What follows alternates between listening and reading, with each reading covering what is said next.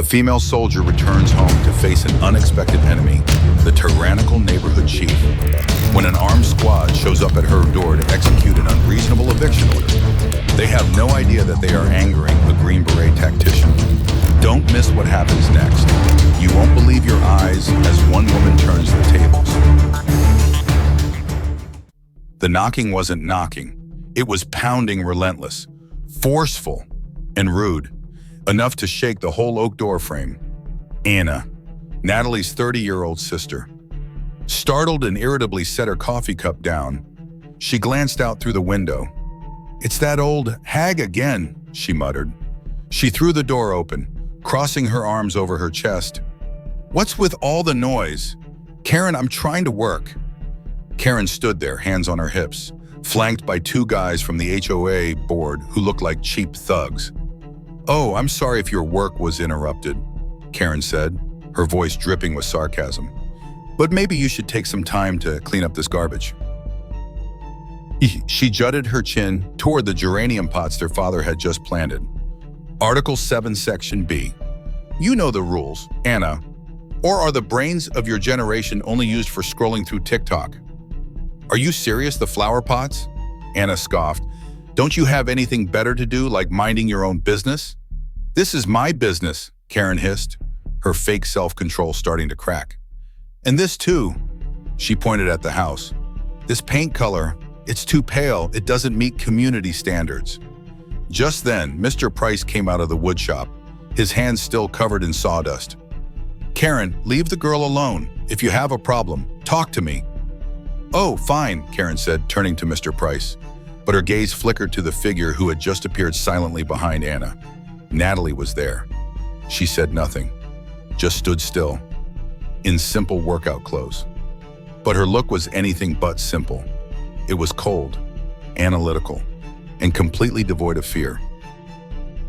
Natalie's presence seemed to be a challenge. Karen turned to face her fully. "Ah, the little soldier is home. Just got back from some desert. I hope they didn't teach you to be as undisciplined as this family?" It was a direct attack. Anna started to lunge forward, but Natalie just put out a hand, gently stopping her sister. "Sis, calm down," she said quietly, but her eyes remained locked on Karen. That action made Karen even more triumphant. She smiled a malicious smile. "Smart move. Listen to your little sister." She pulled a piece of paper from her handbag. "Since it seems this family doesn't understand civilized words, I'm forced to use this." She threw the paper on the ground, right at Anna's feet. It fluttered down and lay there on the step. "Final eviction notice," Karen announced, her voice ringing out like a death sentence. "An enforcement team will be here at 8 a.m. tomorrow to level the land out back. We will start by cutting down that rotten oak tree." "It is community property." "You're insane," Anna screamed. "You don't have the right. This is illegal." "Try me," Karen sneered. "And if any of you get in the way, you'll know what happens. Good luck with the police. They won't do anything." With that, Karen turned on her heel and left with her two henchmen, walking away proudly as if they had just won a battle. Anna was trembling with rage, and Mr. Price stood stunned, his hands clenched into fists. But Natalie remained completely silent. She bent down and picked up the paper. Her eyes scanned the text, stopping at enforcement team in 8 a.m. All the K. The yelling, the humiliation, it all faded away in her mind. Only a single, cold, deadly clarity remained. The enemy had declared war. The enemy had chosen the battlefield. And the enemy had made a terrible mistake by choosing her backyard as the location. She looked up at the piece of land, at the oak tree that had watched over generations of her family. "Okay, she mumbled, an oath meant only for herself. "You want a war. You got one." The moment Karen's car disappeared around the corner, Anna erupted like a volcano. "I'm going to sue her to death. I'll call a lawyer for harassment, for trespassing, for defamation. I'll make her lose that cheap HOA president title of hers." She paced the living room like a caged animal, phone already in hand. Mr. Price collapsed into his armchair. His face pale, the earlier rage was replaced by an exhausted dread. "A lawyer can't help us by morning." Anna, she's bringing people. With tools. He stared at his own hands, the hands of a carpenter who had only ever known how to build, now completely powerless. No. A low, ice-cold voice cut through the panic. Both Anna and her father turned. Natalie was standing by the window, her back to them, looking out at the backyard. The crumpled eviction notice had been smoothed out by her, placed neatly on the windowsill. She hadn't moved, but the entire atmosphere around her had changed. The youngest daughter, the little sister, was gone. Standing there was a soldier. "The lawyer is step 2, Natalie said, her voice devoid of any emotion.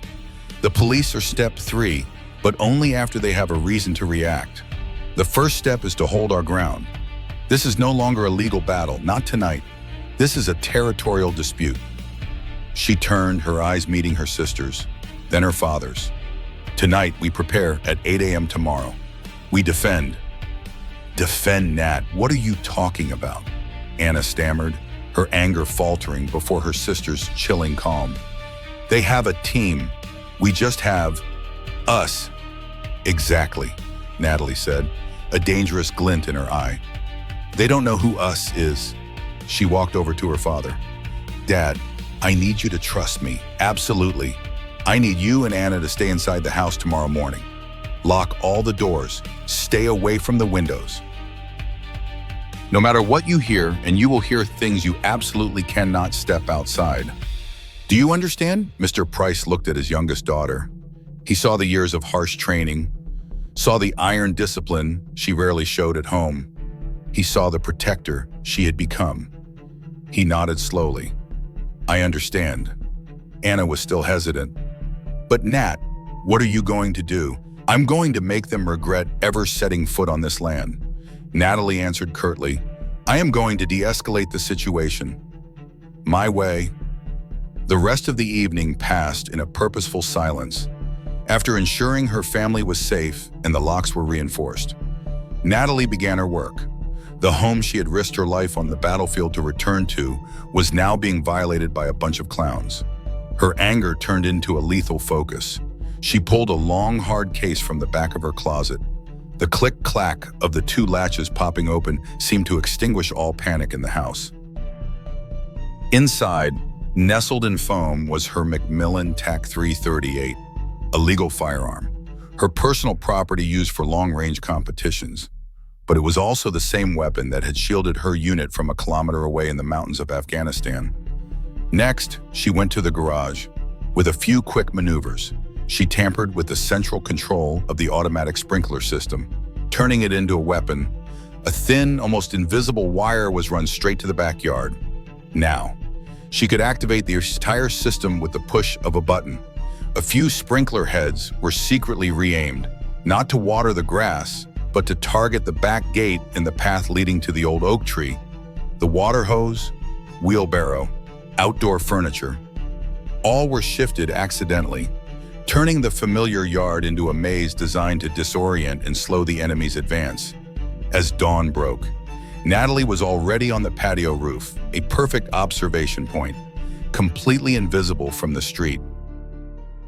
She lay still, dressed in dark gray sweats, blending into the early morning darkness. The rifle was set on its bipod, its barrel not aimed at anyone, but its menacing silhouette in the dim light was a warning in itself. She was ready. Promptly at 7:59 a.m., a black pickup truck, obnoxiously loud, screeched to a halt in front of the house. Karen stepped out of the passenger seat, wearing a power blazer, ready to supervise her victory. 4 men jumped out of the truck bed and cab. They looked like a caricature of a militia mismatched camo pants, tight black polo shirts with a shoddily ironed-on HOA enforcement logo, and cheap-looking tactical vests. They brandished a chainsaw, bolt cutters, ropes. They were trying to look dangerous, but to Natalie, every one of their movements was sloppy and clumsy. Amateurs. "All right, gentlemen," Karen shouted, her voice shrill in the quiet morning air. "The property line starts at this fence. I want it all cleared. Start with the gate, then take down that ugly tree. Let's send a message." One of the men, the most thuggish-looking one with a shaved head, grinned and heaved the bolt cutters onto his shoulder. He swaggered toward the wooden gate that led to the backyard, the threshold to Natalie's home. He placed the jaws of the cutters around the thick steel latch. From the roof, Natalie watched him through her scope, the magnification set low. Her finger wasn't on the trigger. It was caressing the thin control wire she had prepared. The man squeezed the handles of the bolt cutters with all his might. The sound of metal groaning and creaking began. It was the first act of violation, the first step in their invasion. And for Natalie, it was the starting gun. A dry crack echoed as the metal latch was broken. The bald man laughed triumphantly, threw the bolt cutters on the ground, and prepared to push the gate open. "Done," he said, looking back at Karen like a dog waiting for praise. Karen smiled, a condescending smile. "Good. Now get in there and—" She never finished the sentence. Natalie pressed the button. Instantly, a wall of water erupted from everywhere. The sprinkler system, adjusted to maximum pressure, opened fire in unison, but they didn't spray gracefully into the air. They shot straight out, like giant water cannons. A series of powerful jets, like whips, lashed across the bald man's face, making him scream and fall backward. The other 3 men were also hit by the surprise attack. Water blasted into their ears, eyes, and mouths, leaving them sputtering and completely disoriented. "What the hell?" one of them yelled. Trying to shield his face, Karen stood frozen on the sidewalk, just out of range. She stared, open-mouthed, as her army was neutralized by a lawn sprinkler system. Rage flared on her face, turning it bright red. "Idiots, it's just water. Turn it off and get in there." But they couldn't. The dense wall of water had turned the yard into a slippery mess. The bald man scrambled to his feet, covered in mud. He tried to advance, but immediately tripped over the coiled hose Natalie had accidentally left in the middle of the path. He fell flat on his face a second time, this time sliding across the soaked grass. Another man, in his panic, stepped back and got tangled in the wheelbarrow, tumbling heels overhead. The scene looked like a circus, a pathetic circus. "Get up," Karen shrieked, her composure completely gone. "Are you men or a bunch of rats? Get in there now." Spurred on by Karen's screaming, the 2 remaining men, though soaked to the bone, tried to regroup. One of them grabbed the chainsaw. He yanked the starter cord hard. The engine sputtered once and died. He tried again. Nothing. Water had seeped into the engine. The chainsaw was now just a useless piece of iron. Their incompetence only made Natalie colder. She watched from the roof, not a single muscle on her face moving. This was just the prelude. Now it was time to send a clearer message. She gently raised the rifle. She didn't aim at a person. She aimed at a large terracotta flower pot placed on a brick pillar, right next to where Karen was standing and screaming. A harmless target, but its location was full of meaning. She held her breath. There was no loud bang. Her rifle was equipped with a high-end suppressor. There was only a dry thwump sound from the roof. At the same moment, less than half a meter from Karen, the terracotta pot exploded into 100 tiny pieces. Everyone froze. The 4 enforcement men stared at the pile of debris, then looked at each other in bewilderment, their faces pale with fear. Karen jumped. Letting out a shrill cry, she looked down at the shattered pottery at her feet, then slowly looked up, her panicked eyes scanning everywhere, trying to find the source. "Boss?" "What was that?" one of them asked, trembling. "A gun," another whispered, his voice cracking. "Holy shit. Someone has a gun." The truth hit them like a bucket of cold water, even colder than the spray from the sprinklers. This wasn't a joke. This wasn't an argument with some meek residents. They were in the sights of an invisible and extremely accurate shooter. Their cheap courage evaporated in an instant. "You didn't say there'd be guns," the bald man yelled at Karen, having forgotten to even stand up. He was crawling backward, trying to escape the kill zone of a yard. "I'm not doing this. It's not worth it. It's just firecrackers. It must be," Karen stammered, but she didn't even believe her own words. Just then, a voice rang out. The voice didn't come from the house, but seemed to come from everywhere at once. Cold, authoritative, and non-negotiable. Natalie was speaking through a small, handheld megaphone. "You have 10 seconds, the voice echoed. "To get off my property." There was no threat, no curse, just a command. 10 seconds. That was all they needed to hear. Without another word, all four men turned and fled. They stumbled over each other, pushing and shoving to get out of the gate. They didn't even bother to pick up their tools. The chainsaw, the bolt cutters, all were left behind on the grass like artifacts of a failed invasion. They scrambled into the pickup truck, started the engine, and sped off as if the devil himself was chasing them. Karen was left standing alone in the middle of the street, her mouth still hanging open. Her army had deserted her. Her plan had gone up in smoke. Her authority had been openly challenged and humiliated. She stared at the house, her eyes filled with a mixture of hatred and disbelief. She had lost in the most shameful way possible. From the roof, Natalie lowered her rifle. She remained still, watching until the pickup truck had completely disappeared. Act 1 of the play was over. The enemy had temporarily withdrawn, but she knew this wasn't the end. Karen was not the type to give up easily, but for now, at least, the land was safe. Silence returned, broken only by the sound of water from the sprinkler system dripping onto the grass. A victorious silence. Karen didn't run. She retreated, hiding in the shadow of a maple tree across the street, and pulled out her phone.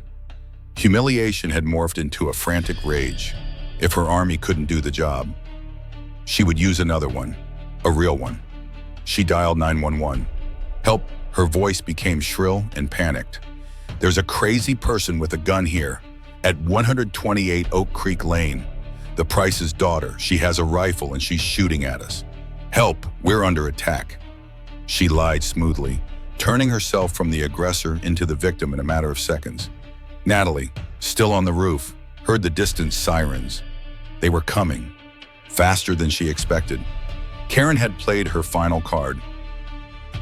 She slipped down from the patio roof, quickly put the rifle back in its case, and locked it. She couldn't let the police see her with a weapon in her hand. The physical fight was over. Now, it was a fight for the truth. She entered the house.